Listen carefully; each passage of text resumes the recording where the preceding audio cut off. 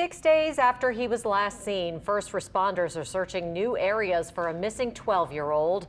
Good evening. Thanks for watching. I'm Katie Moore. And I'm Cherise Gibson. Bryan Vasquez left his house early Thursday morning. So boats and divers have been scouring the canal near his house since. Meanwhile, his family and neighbors are questioning why it took hours for police to be dispatched. Rachel Hanley joining us now live from Village de l'Est in New Orleans East. Rachel, what's new today?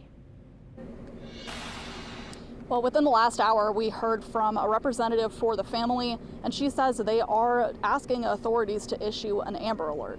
We also saw people searching an area that we don't believe they have searched before in this, and we also found out that the canal will not be drained, at least not yet, and earlier that had been raised by some officials as a possibility. Still, right now, biggest update, unfortunately, is that they still have not found any sign of Bryan Vasquez. A boat turned in circles Tuesday to clear this patch of water.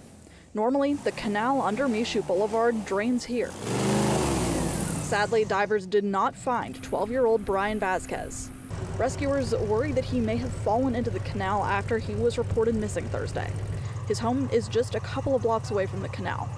On Thursday, his mother told police he had gotten out through a bedroom window. There's a lot of lily pads, and it's just any water there is, it's either got debris in it or it's very murky, so it's hard to see. Brian Trasher, vice president of the United Cajun Navy, says the organization deployed thermal drones overnight. This is obviously a very swampy, wooded area with wildlife, so there's a lot of different specific things this drone can detect that others can't. On land, police and volunteers knocked on doors in the neighborhood asking people to check their yards and their cameras. Vasquez is autistic, and his family says he doesn't respond to English or Spanish. He needs medication and was last seen without clothing. Neighbors tell us there are many dangers in the area, including gators and coyotes. You know, this one just really hurts more, especially when it's in your own front yard. Krisha Poole also has a child with autism. She believes that missing child cases like Vasquez's should be given special priority when they're called in. When you have a child who's on the spectrum, they don't come back easily, especially when nonverbal. The city's 911 log shows a call matching the police description of Vasquez's case. It was received at 10:20 Thursday morning. Then police were dispatched around 3 that afternoon. We've reached out to the NOPD asking about the timeline of that day, and so far haven't gotten a response. Days later, they and many other agencies were out searching.